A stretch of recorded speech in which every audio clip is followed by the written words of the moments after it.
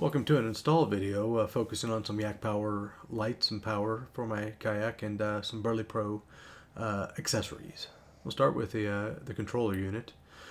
Be mounting this to control each of the 5 different inputs on the smart box here that controls our battery distribution across the kayak.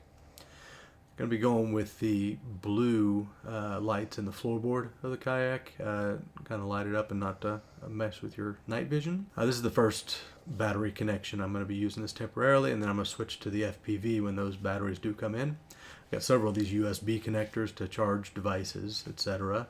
Several splitters to allow me to put a little bit more on the system. Some of these connectors to allow me to connect like the Berley Pro Orb and a few other accessories.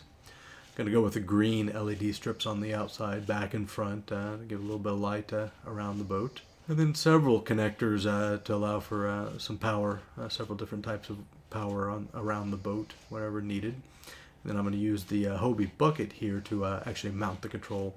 And last but not least, the Bluetooth and remote control for the system. Here we have the Berley Pro Orb and the battery mount that we're going to be using for the FPV battery. Now for some quick prep before we go out to the boat. I'm going to need a 2 1/8 inch hole saw. We'll go ahead and do a bit of carving here, cut out the hole where I'm going to mount the control unit. We'll speed this up a bit as it can be rather boring watching someone drill holes in a bucket. You gotta make sure you pull those tabs out before you start screwing things in, because that's what's going to hold it tight up against the bucket. We go to the remote now, and the reason I put this in the bucket is because I'm going to use the remote more often than the actual push buttons down there. I'm hoping by using that I'll be able to use the waterproof remote and the Bluetooth connection to my iPhone to make this maximum efficiency and turning lights off and on in the boat. Luckily enough, one of the batteries showed up early, so I'm able to get it prepped by putting on the Berley Pro mast mount to hang it on the Hobie mast, and also connect the adapter for the Yak Power system so I can plug it right into the system. I'm going to speed this one up a bit because I assume everybody knows how screwdrivers work.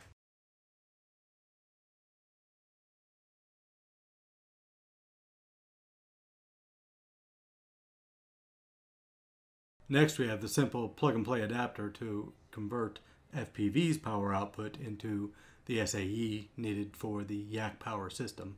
Really easy. I'll plug it in here and I'll probably test it out just on some lights to make sure everything is up and functioning as it should be before I take it out to the boat.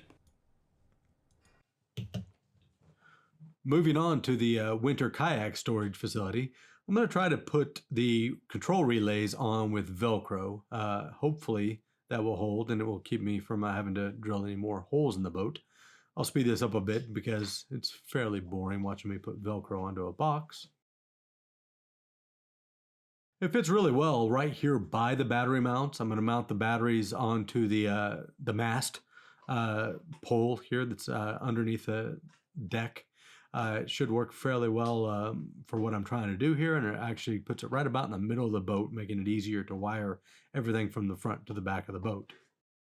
Here we meet our first snag. The Hobie battery mount that's mounted on there now does not allow just quite enough room for the FPV battery to mount on with its Berley Pro mount.